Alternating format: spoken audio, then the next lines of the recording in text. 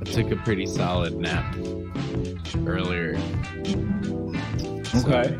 Yeah. I knew I'd be around. Is this the new Alex? Is this like what other like habits are you having here for your new year? Like is it like hot girl summer? Like what's going on? I've taken 2 naps in the last week, and that's like a large increase in naps right there. That's like some crazy shit. Have you seen your plus minus game like go up a little bit?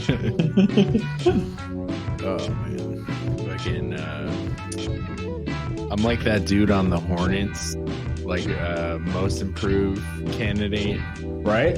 Yeah, I'm the Devontae Graham of taking naps.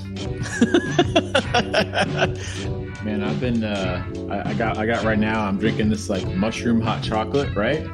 Okay, nice. Yeah. So I mean, I feel like I'm gonna be the oh boy, you had Devontae Graham all keyed up there. I feel. I'm gonna go with I'm a Pascal Siakam type of guy right now. I feel. Okay. Yeah.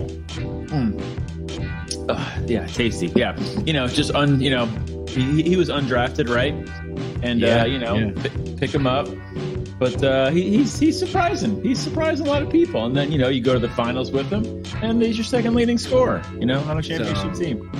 So you're the Pascal Siakam of like hot mushroom based beverages. Is that what we're getting at here? Oh yeah, that's the easiest analogy we've ever made, or metaphor. I feel like that's kind of a thing that's coming up right now. Is someone was just telling me about like mushroom coffee the other day. I've been drinking that too. Yeah, I'm sure you have, Pascal. Get all these mushrooms. Get my brain right, son.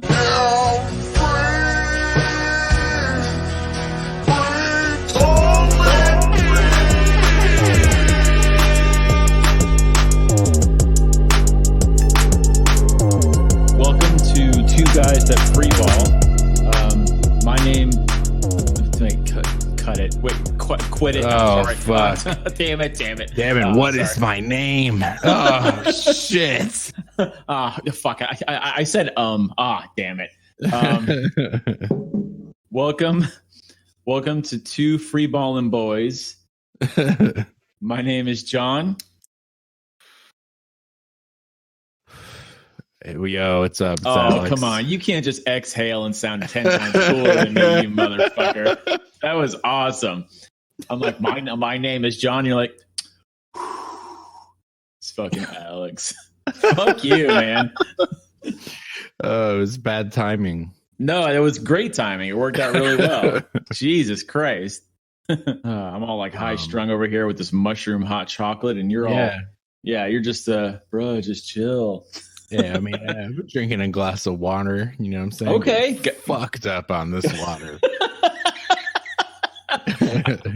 I hope that shit's ice cold and you're getting hydrated as fuck. One little interesting thing that I wanted to talk about that happened tonight on this special late night steamy edition of the Free Ballers podcast is get y'all mushroom hot chocolate ready. He's about to drop it. Yeah, for real. Get your fucking kombucha ready. So like, yeah, Philly has been going through some problems, man. Like they got smashed by the Heat and the Celtics like in the same week, like within days. Smashed. They're getting smashed by just anybody, like just everybody and their grandmas is beating the Sixers, except not at home. But yeah, I think the Magic took them out. Actually, the Magic actually whooped them up a little bit. Yeah, that's nuts. So, what else have you heard? I mean, beyond the fact that they've been like not playing well, like there's more to it. And have you heard about like there's like locker room drama now, and like Like even Al Horford, like literally came out and was like, "Yeah, we got some shit going on in the locker room." Yeah. He's like, I'm not going to talk about it though, or whatever. But yeah, there's clearly stuff going on. And then, so in their most recent game, the home fans were booing them, and they fucking booed Embiid a little bit, and he ended up playing really well. And at a key moment, he does. Yeah, he's awesome. And like in a key moment of the game, he hits a jumper and he kind of like shushes the crowd, the home crowd, because they were like booing. You should never have to do that. Yeah, that's an awkward situation to be in. I mean, there are teams with a not such a big profile as the Sixers that lose pretty consistently, and their fans don't show up and just boo the shit out of them. Yeah, for real. The Thunder could show up with just a hope and a prayer, and the whole fucking crowd is on. They don't sit down until they score and shit. It's a great group of fans in Oklahoma City. I'm glad you said that. Actually, that's a great group of fans. Like, as much as I really want Seattle to have a team again, I kind of want Oklahoma City to stay there as well. Yeah, definitely. Yeah. They've proven that they deserve the team. So anyways, this happens, and then Embiid makes a post on Instagram. Yes. And the caption was, you either die a hero or live long enough to see yourself become the villain, which is from from Batman. Right. And so here's what we got going on here. Jimmy Butler had posted a photo of himself very similarly, right before he requested a trade from Minnesota with the same caption, right? So that's like, melting steel beams level, I forgot. Yes. But so let's just put that aside for a minute. And then yeah, so Embiid makes this IG post. Then Jimmy Butler comments on the post, and he says, I know a place where villains are welcome. And then it's like, oh, and fucking Embiid responded and said, damn right, my brother. So now we have what appears to be like a little teasing and hinting of basically Jimmy Butler trying to get Embiid to come to the Miami Heat, force a trade to the Miami Heat. And enough because of the way that Embiid played with that on Instagram, like there are Sixers fans tonight, feeling a little uneasy about the whole thing, like, oh shit. I mean, he's their best player right now, right?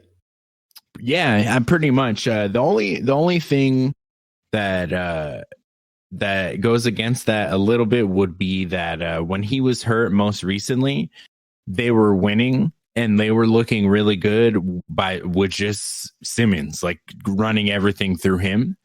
So, regardless of who the best one is, it's starting to become clear that that's not the greatest duo. Like they might not fit well together, like him and Simmons, and individually they're awesome, but like how deep do you think that goes? Are they like arguing and hating on each other, or is it just like their games just don't fit well together?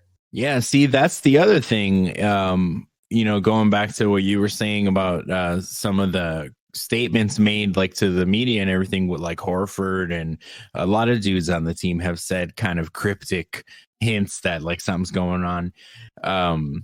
We don't know, but like it could very well go deep because like Embiid was on Inside the NBA, and pretty much I'm pretty sure he straight up said that like if Ben doesn't feel comfortable shooting threes, that he'll shoot them. That's fine. And that's like, when you have an issue like that and now it's spilling out into the media, like that's never good. Even if that was a playful joke, that's not good. And also the fact that their coach has basically demanded that he shoot at least 1 3 a game, and he's not doing it. And Ben Simmons has not shot. I don't even think he's attempted one since that happened. Things like that point towards, that maybe it could be a deeper thing to where like, maybe those two guys don't get along quite so much, and it could stem from their differences on the court. But I don't know.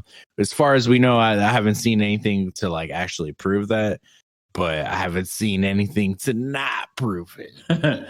This is very personal. Like Celtics and Sixers fans are notoriously getting into arguments on Twitter, right? And so this is kind of awesome because this reminds me of last year's Celtics a little bit, except less is leaking out, right?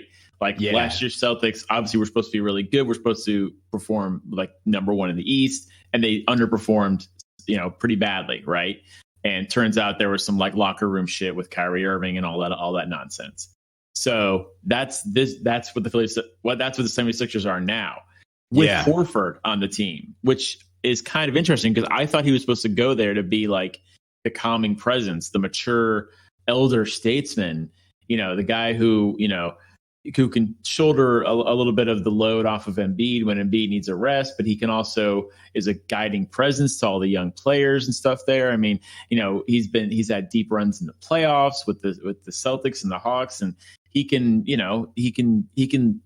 just his ability to pass and shoot threes. He can do things a lot of centers can't do, and he was supposed to really lift them out of the sort of lift them out of being like the middle of the East. You know what I mean? Like that 4 or 5 spot, put them up into like where the Bucks and the Raptors are now. And it's clearly not happening. And I don't know. I mean, I guess we'll find out. Shoot, I know when season's over, and somebody will come out and be like, it was this, it was the coach. We weren't getting along with him. Yeah. You know what I mean? And we'll just find out whatever it was. But this whole thing, the Instagram post you're talking about, man, if Jimmy Butler's trying to get Embiid to join him in Miami, I know you're obviously excited about that. But damn. Yeah. Like, so shifting gears there, like, Jimmy Butler, he has like a reputation, of kind of being a dick, troublemaker. Yeah, especially when you look at the ridiculous way he forced himself out of Minnesota. Yes, with the whole practice and the third stringers, and then talking to Rachel Nichols like the same day, and just really making it a nightmare for them because they didn't trade him fast enough, or maybe they didn't want to trade him. I mean, he never wanted to be there. Yeah, and like he had to he had to do that stuff, I guess, to fucking get himself out of there. But anyways, that certainly didn't help his reputation. And then then he goes to a team like Philly, and they do really well. They take the eventual NBA champions to literally like the final shot, like in a 7-game series of over 7 games fully. Yeah. Like, I would say that's pretty good. But yet then they decide not to keep him, so that looks weird too. And still to this day, we don't really have all the facts about how that went down. Jimmy has alluded to there being more there than just like a simple, like, I want to go to Miami, but he hasn't actually said what that is. And he's kind of said like, maybe one day the truth will come out, blah, blah, blah. But, when you look at his reputation, there's one thing though that you can't really deny. And it's that, if he is an asshole or like a locker room issue or something, right? I mean, self-proclaimed, you know what I mean? Yeah. If if that is true, you know what I mean, then but you also you can't ignore that he wins though, because yes, he does. Yeah, because if you look at what happened to each of the teams that he left following his departures, they're all fucked. You could even make the case for I heard somebody recently make an argument for Minnesota, and how like they weren't that great of a team anyways, but they've kind of been worse since he left too. Oh yeah. I mean, shit, Towns I think just won for the first time since like Thanksgiving. Yeah, like and the thing is, like, when a lot of people were like on his side with the whole Minnesota issue that was going on with Jimmy Butler, they were on Karl Anthony Towns' side. Yeah. But a lot of people are like, but a lot of people are starting to come around like, wait a minute, Jimmy Butler was doing everything he could for that team because he's an amazing player that can do that. And they went to the playoffs for the only time since like fucking Kevin Garnett. So now people are kind of turning on Karl Anthony Towns a little bit, which I think is a little premature because he's still a great player, but he's young too. Still, he's young. Yeah, so that's part of it. But he's an awesome player. But there is people like they're like, wait a minute. I think the whole problem this whole time was just the fact that Minnesota has a losing culture. They're just not that great of a team, and so Jimmy Butler they should have done whatever they could to keep him there because he dragged them into the damn playoffs. So. Yeah, like maybe he was right, and that they weren't working hard enough, and he was pissed about that. And now, of course, Wiggins is out. Wiggins is a warrior now. Ugh, yeah, which just helps them out for until Steph decides to retire, right? So, yeah. Going into that shit, that I wasn't even trying to get into that. Might as well. Yeah, we sort of did a little tangent there. The T-Wolves definitely did that because Towns has been talking about like wanting to play with Russell for a long time now, and they're like super good friends. I think they're represented by the same agent. That I wasn't aware of, actually. Okay. Yeah, over the summer, I think it's like them two and what's his name in Phoenix, Booker. Yeah. They're all represented by the same agent and they want to play together. And all right. That'll whether or not that happens, who knows? But Minnesota, and even after they signed him, they were like kind of acting like this is something they were trying to do for a long time. And clearly it's like it was to make Towns happy because they run the risk of just like every other good player they've had, they run losing the risk him to a better team. Yeah, of what if Towns is like, man, fuck this, and he wants to leave.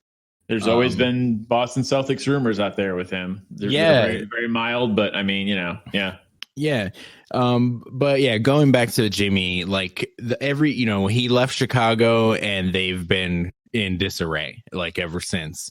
He left Minnesota after taking them to the playoffs, which they weren't there without him. He brings them there, then he leaves there. They haven't been back. Like they're I thought they would even be better this year, and they're not. We'll see what Russell can add to it, but it's not looking good.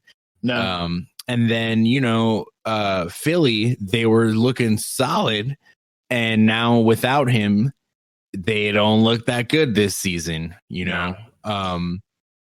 So that's kind of interesting. It's weird because he calls himself the villain, and a lot of people see him that way. But I'll be damned if like adding him to your team doesn't really fucking help your team. You know what I mean? So it's true. He's a dick, but man, he gives a shit about what he does on the court. So it's true. You sort of hate to like him, I guess, is what he is. Yeah. Like as a Heat fan, I never like was a Jimmy Butler fan or anything, but I also like never like hated him because it was pretty apparent that like the dude, he was like the 40th pick or some shit like that. Mm-hmm. Like he grinded his way to like where he got to, which a lot of respect always. Yeah, yeah. And I think that might be part of why he is the way that he is. So like you put him on a team with somebody like Towns or like Simmons, these guys who are like top 3 picks, they're like number 1 picks and shit. And almost everything they've gotten in the NBA at least was pretty much set up from the jump. Talent. They have natural talent. Meanwhile, he had to sort of work for what he has. Yeah, he had to like earn playing time, yeah. things that those guys have never had to really deal with. Sure. So that might affect the way he is too. You know, he might not get along with somebody who like is not staying late at practice just to get the coach to notice to get like a couple more minutes in the game. You know, if somebody is just given those things, he might respect them less. Is something that I've heard a little bit. But yeah, since he's come to the Heat, I've noticed some things about him that I never knew, because it's not like I'm just watching Jimmy Butler every night. Sure. He's a much better facilitator than I realized. And the way that Spo has used him this season has resulted in him averaging more assists, a career high in assists, basically. Really? Yeah, he's essentially the point guard most of the time, like that he's playing.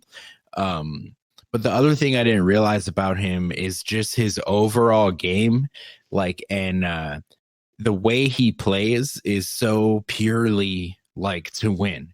Like there's times where you wish that he would be more of a dick and like be more selfish and stuff, but like he just kind of does whatever. Like if anything, I think he would actually prefer to not be like the main scorer, you know. He's just an all-around dude. Like he's actually shot the ball like alarmingly poorly this season, but he's getting to the line at a career high, so that's like offset that. But then he plays with such high energy on defense, and like he could have a night where he scores 5 points, but he'll still be like the most valuable player. Like in like plus minus, you mean like just oh yeah, effectiveness, yeah. And I didn't realize that about him. I thought he came to the Heat because he wanted to like just chuck up a million shots and shit, you know. Oh really?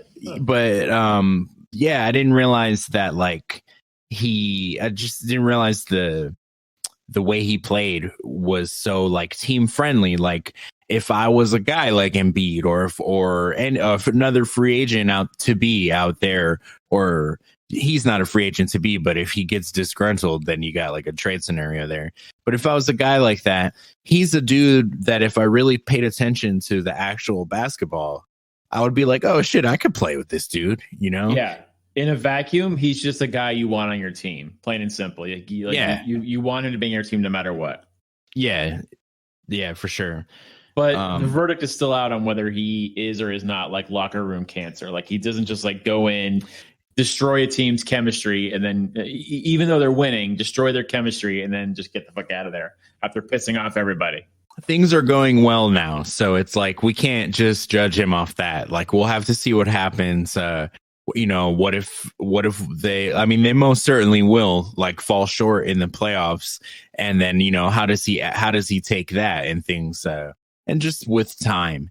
But he certainly hasn't done anything to further fuck up his reputation. If anything, he's fucking boosting it a lot right now with what he's been doing.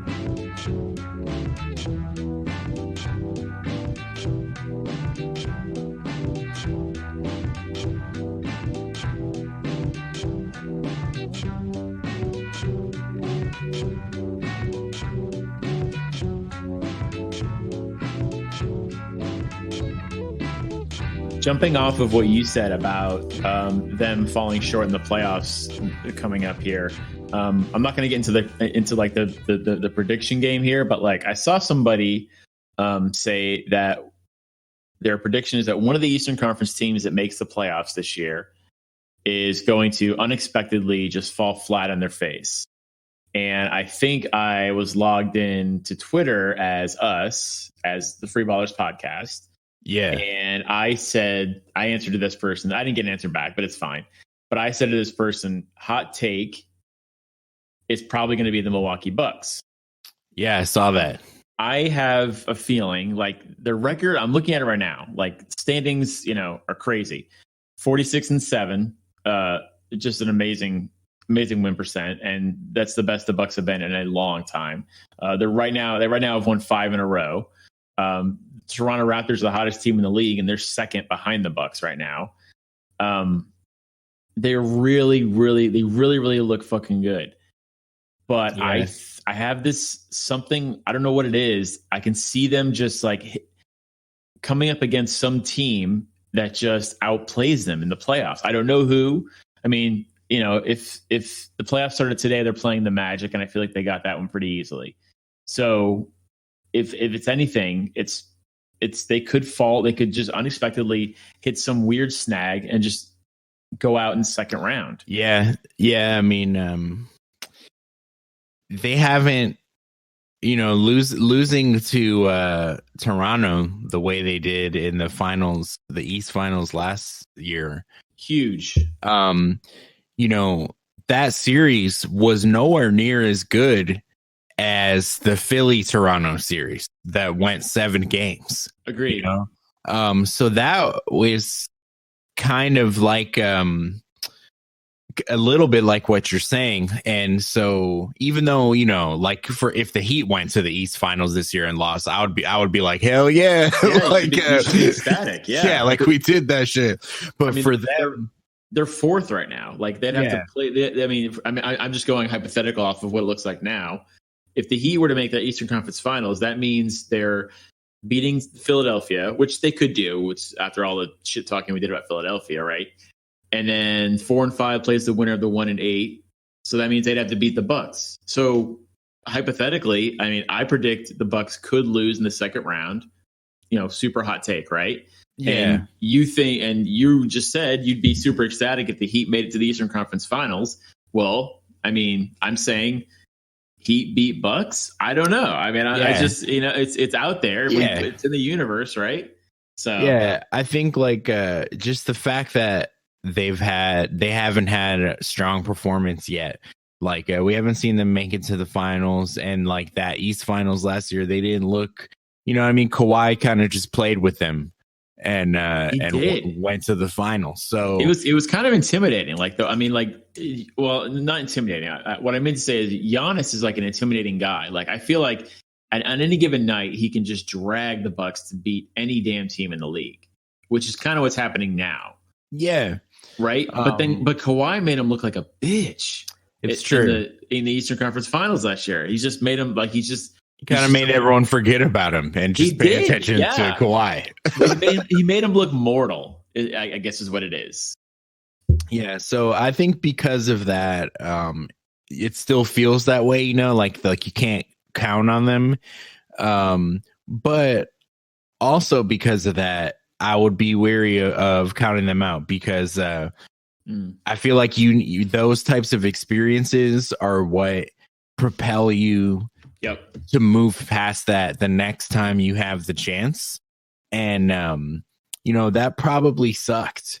So like I bet they're gonna take this more seriously than they did last year. Sure, they took it pretty damn seriously last year too. You almost have to just by default, right? Like you have to be like, listen, like we've made it this far before. Like they're gonna be giving that same speech after every like first round win, right? Like when they're whooping up the Magic by who knows by how many points, right?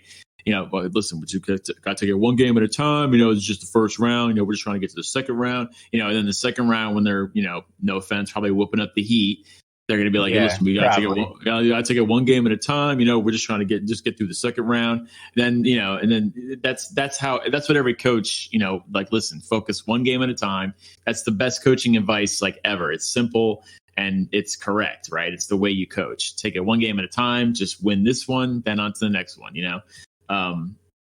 focus on the team. My girl's like, when are we going to get married? It's like, well, you know what I'm saying? We're just going to take it one day at a time. We're going to be the best that we can be today, you just got to go out there each day, give it 110%, just those like standard, just like those rote lines that they just say over and over.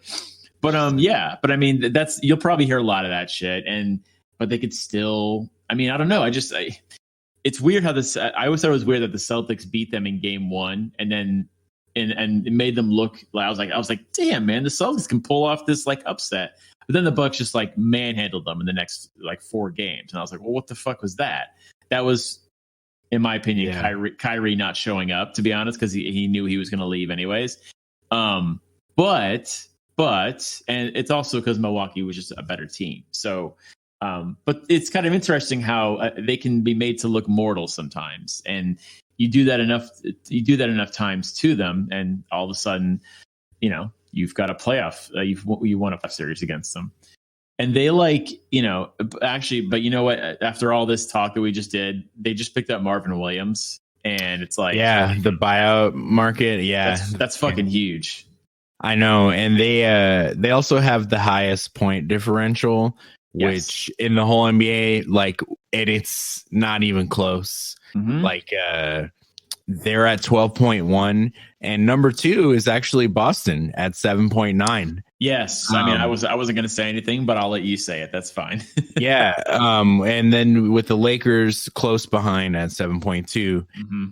And then the Raptors are right there. Might as well mention them because they're at 6.4, but that shit's probably going to go up because they're fucking kicking ass right now. I mean, this isn't a fluke anymore with them. I mean, I've heard a lot of interesting talk about like people need to really start talking about Nick Nurse as an elite coach. Yeah, that's true. This is he's blessed with the depth of that roster, but to lose a guy like Kawhi and to basically just shrug it off and keep doing exactly what you were doing before. He's got to be doing something cool. Yeah, it's sort of unprecedented. Like, when the Bulls lost, like just as an example, I'm trying to find something from like my time period. When the Bulls lost Jordan for those 2 years, they were still good. But they weren't like elite level good. They weren't winning like 15 games in a row with, just Scottie Pippen and Horace Grant. Like this is something a little bit different. Like they won the championship last year, lost a top 5 player in the league to another team. Like top 1, it's depending on which way the wind blows. I'd almost say top 2 or top 3 if you want to go top with that 2.5 or some shit. He's like the top 0 player. I mean, he's 1% of players in the league could get you there, and it's probably I don't know, like what is 1% of like 420 something?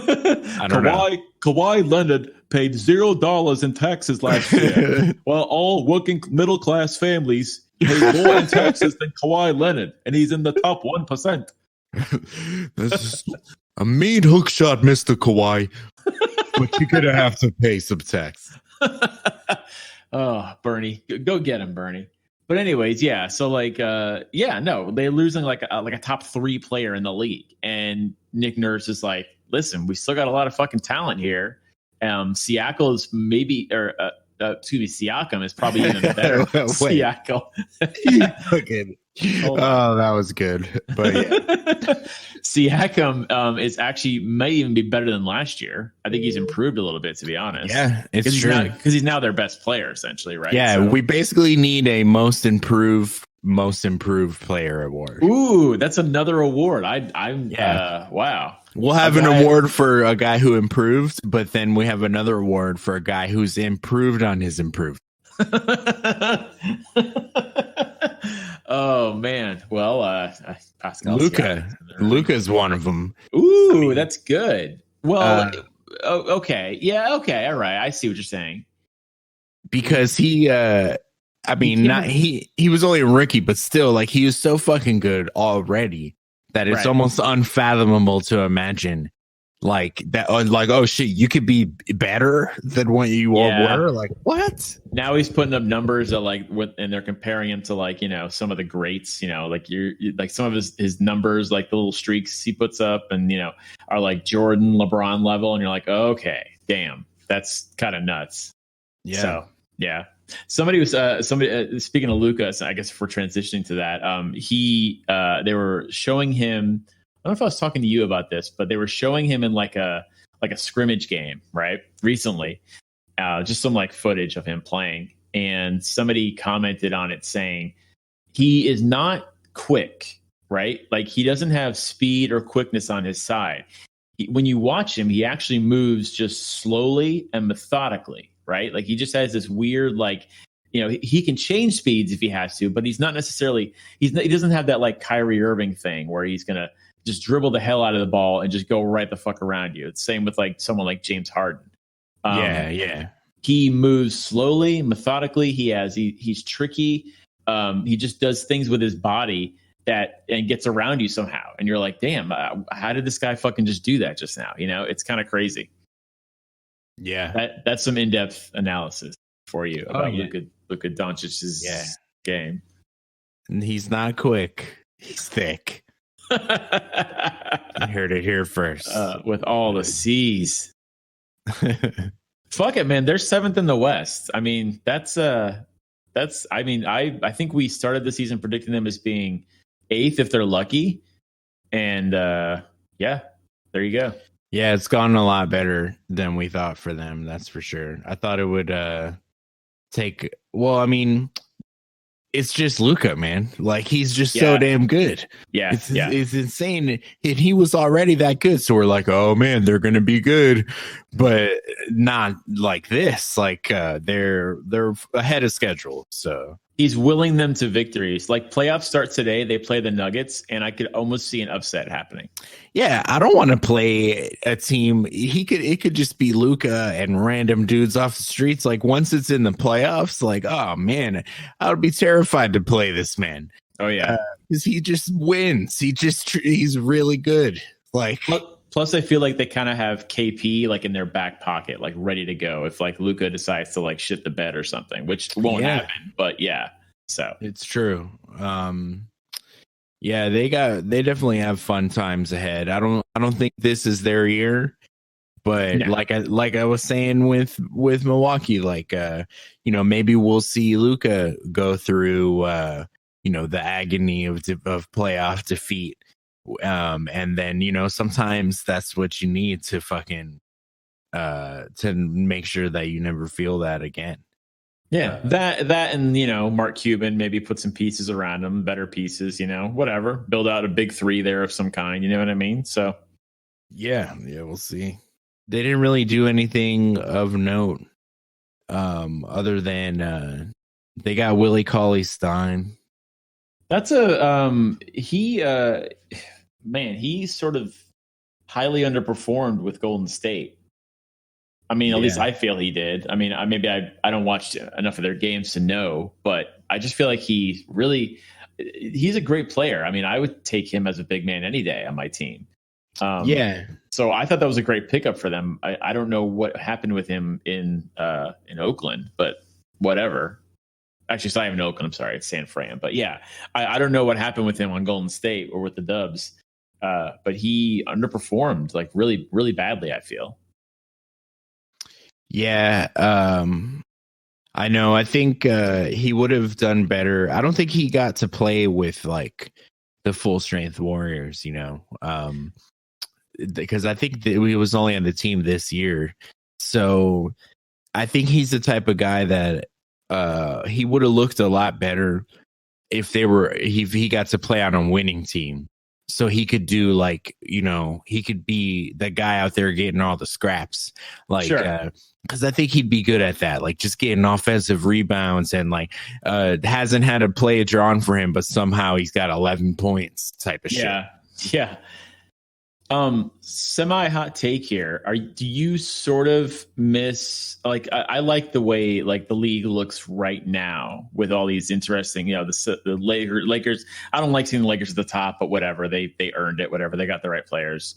Clippers are an awesome team. The Bucks are, there's a lot of good parity going on.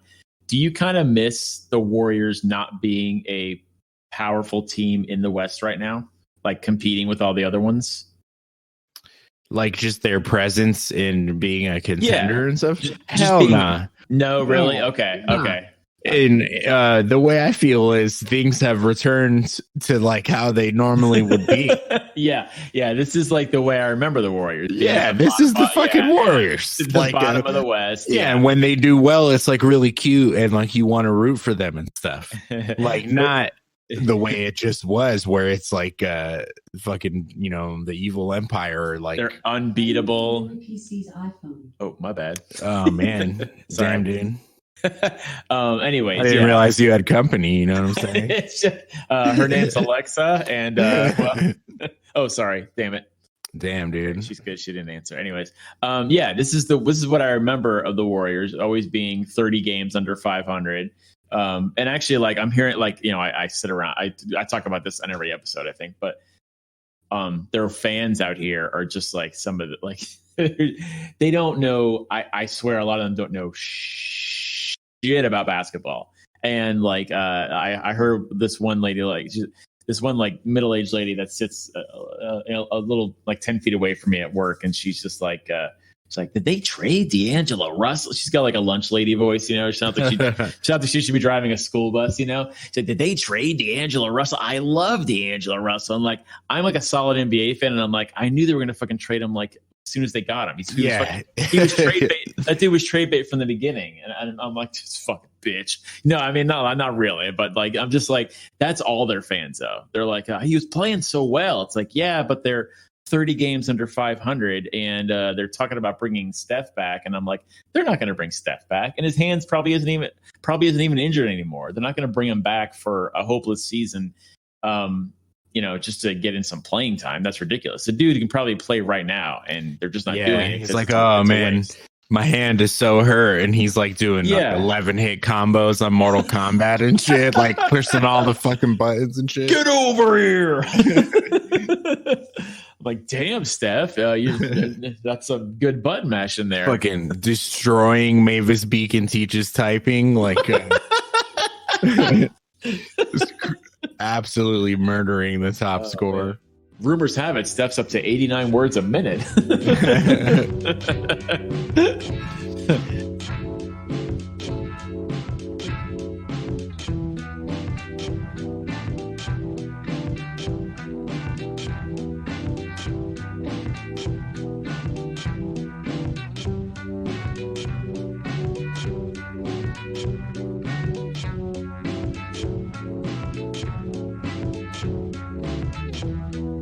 Circling back to buyout shit. Yes. Yeah, like the Bucks got Marvin Williams. That's huge. That's not good for everybody of other teams. Yeah. Then also we were just talking a little bit about Dallas. They got MKG, Michael Kidd-Gilchrist, who has only ever played for the team in Charlotte. Used to be the Bobcats and now the Hornets. Right. That dude is a dude that people had a lot of belief in and were being really patient with him over many years. And I feel like only just recently people were just like, nah, like he's never going to develop. Like he is what he is, and that's it. I smell a hot take coming on. Like you're going to be some sort of optimist about NKG. Yeah, like he is super athletic. He can defend his ass off, and then the whole thing has been like, can he get some kind of offensive game? Right. And fans of the Hornets have been wanting this for years, and we've never really seen it form or come to fruition the way that the potential had been there for. And I gotta wonder, as not a Hornets fan, I gotta wonder how much of that is also the fact that he was on the fucking Hornets. That does not help. That it does not help. But at the same time, man, I mean, he's been in the league 8 years, and he was drafted second. He's had plenty of time. Yeah. His jump shot looks like Donald Trump's jump shot, like throwing paper towels in Puerto Rico or whatever. Like, it's not good. Actually, that form wasn't even that bad. It's true. That form was actually a little bit better. For a guy who's never done, say it. Yeah, for a guy that had like bone spurs and couldn't go to Vietnam, like he's actually got a decent little jumper there, considering rolls of paper towels are not shaped like a ball at all. Like I was like, damn man, I noticed like if you watch him, just like being a dick, shooting the paper towels into the crowd in Puerto Rico, like his palm wasn't touching them. It was just all fingertips. Like it had rotation. I was like, okay. As soon as I brought it up, I was like, oh man, this ain't going to be good for Gilchrist. Yeah. Dude. I mean, like his form isn't really, I hate to admit it. Trump's got decent jump shot form. I'm just saying. Yeah. He could probably beat him in a paper towel, like shoot. Oh man! Sadly, he could mop the floor with Michael Kidd Gilchrist, but with paper towels. Yeah, of course. But yeah, I think that'll be really good for Dallas because he can take some defensive pressure off of Luka and Porzingis, who haven't been known to play the most defensive of defense. Yes, not good for their defensive defense. He sort of is. I mean, I'm just using examples from my own team, but like, so he was known for being an offensive player in college, if I remember correctly. I'm not a big college person, but the same can be said for Marcus Smart. I believe he was when he played at Oklahoma State. He was their top scorer, if I remember correctly. And so when the Celtics got him and drafted him, I thought, okay, he's going to be a scoring point guard for them in some way, shape, or form, or a scoring two guard, whatever. But now he's basically the defensive stalwart. So, and it's sort of like the heart of the team, and the guy who does all the hustling. And so I guess that's the thing is like when sometimes the game doesn't your game doesn't translate well from, spoiler alert, your game doesn't translate well sometimes from college to the NBA. Yeah. So, but you are at least useful and can keep a job if you play defense, right? Like if you're really good at defense. Yeah. So that's I think that's where MKG is buttering his bread. So, but do you see him picking up his scoring game? I mean, you know what? Here we go. Do you see MKG most improved player with the Dallas Mavericks? No, absolutely not. I just think that we'll see him in a more appropriate light to where I don't see him getting any awards or anything like that. But I bet you, let's say he stays with the team all the way through the next season, right? I bet by the end of the season, at the end of next season, he will be looked at as like a really important piece on their team. Okay. For his defense and versatility. He's a veteran now, officially. You know what I mean? Yeah. And he's good at the shit that Luka and KP are not, so that's going to help out. Is he a top 20 greatest draft bust all time NBA history? Nah, there's got to be plenty. I'm going to say no, just because of the sheer numbers of shitty dudes that have been around. Yeah. Okay. I'll let you have that one. You know what I mean? Like Sam Bowie and shit and fucking Anthony Bennett, Sam Bowie, I think, was actually a decent player. I think he just gets the shit health or something. Well, no, I think he just gets shit on because he was he was drafted before Michael Jordan. So what would the Portland Trailblazers have been if they had taken Michael Jordan instead, right? Yeah. Or KD instead of Greg Oden. Oh, sorry, Blazers fans. or Giannis Antetokounmpo instead of Kelly Olynyk. Fucking Danny Ainge. Anyways, so you think MKG is going to go to Dallas and be a productive, Okay. I just think I think he'll be a productive part of the team, but I also think like he has an opportunity to change the way people think and talk about him a little bit. And I think he's good enough to like for that to actually happen. Somebody in Dallas likes him. I mean, that's cool. I mean, it'd be a good story if you see him go to Dallas and all of a sudden he like blossoms and you're like, well, damn, because Charlotte is starting to get sort of a reputation for being not like a toxic place to play, but like not that great. Like I think there's issues with the ownership, and I don't want to say his name, but some people, shall not be named. Yeah, but some people might call him the GOAT, and I think he's not good at that job. Yeah, or he is good at it, but his primary objective is not winning.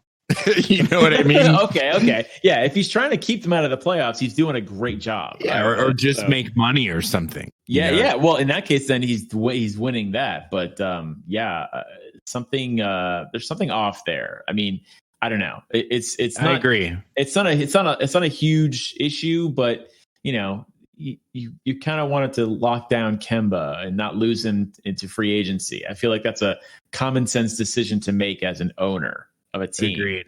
You know, Agreed. So they technically got Terry Rozier in the trade, but that's only because, you know, we were just like, well, we'll give them something. It was like a mercy trade we did with them, you know. That's like when you're 10 years old and you ask your mom for NBA 2K20 for Christmas, and she comes home and you open the Christmas present, it's NBA 2K19, and she doesn't even understand, and she's 10, no clue, and you're just disappointed.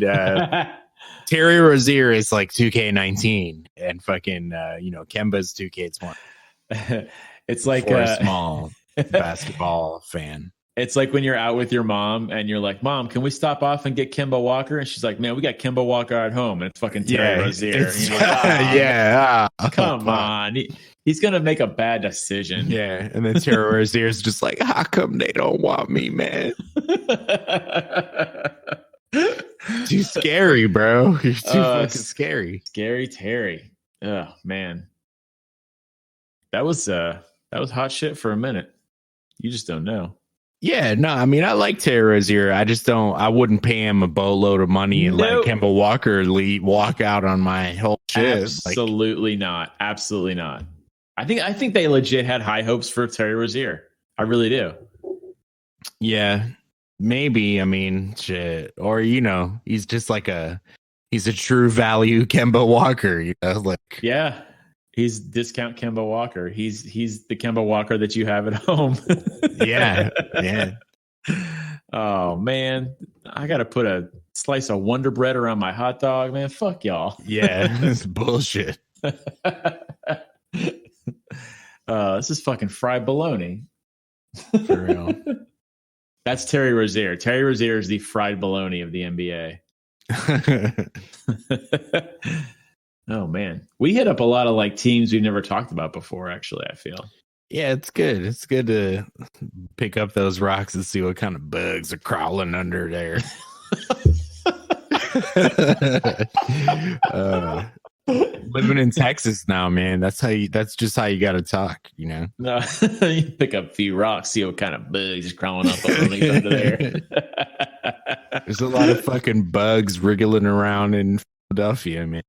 No, I'm sure. Yeah. I'm real curious to see, what's funny though? After all that shit talk though, there's still going to be a threat in the playoffs. Like, I know. Because of the roster, and if Kawhi proved anything last year, he certainly proves that the regular season doesn't mean jack shit.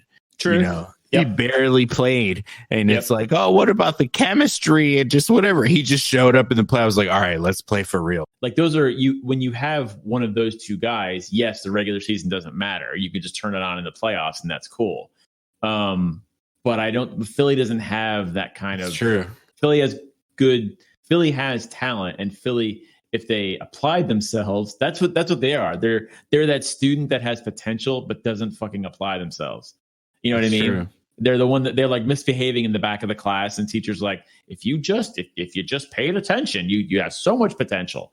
And they're just not applying themselves. It's true. And then years later, hosting a 2-man podcast that like fucking 12 people listen to, and they're talking about basketball at 20 after midnight, California time on a fucking Monday. Just a hypothetical example. You and I are the Philadelphia 76ers of podcasting.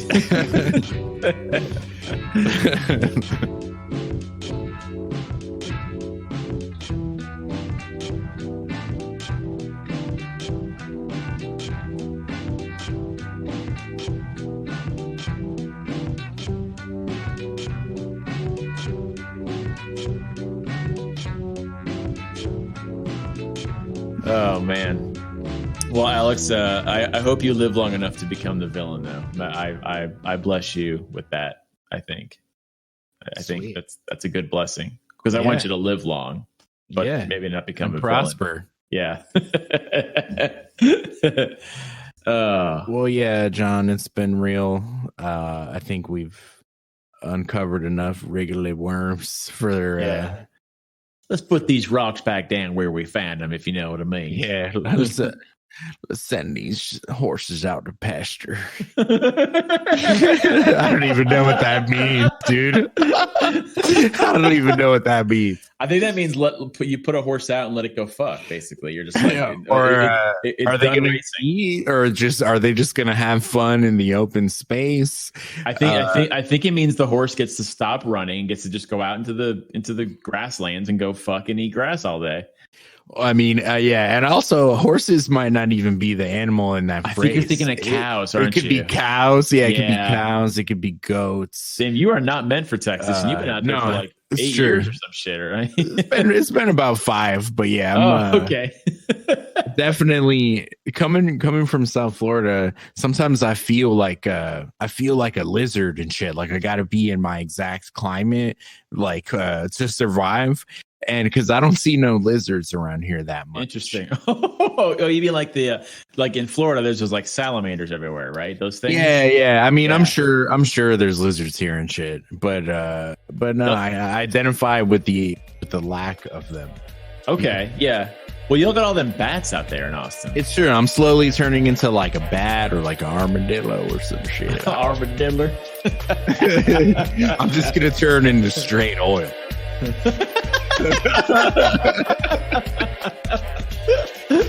Texas tea.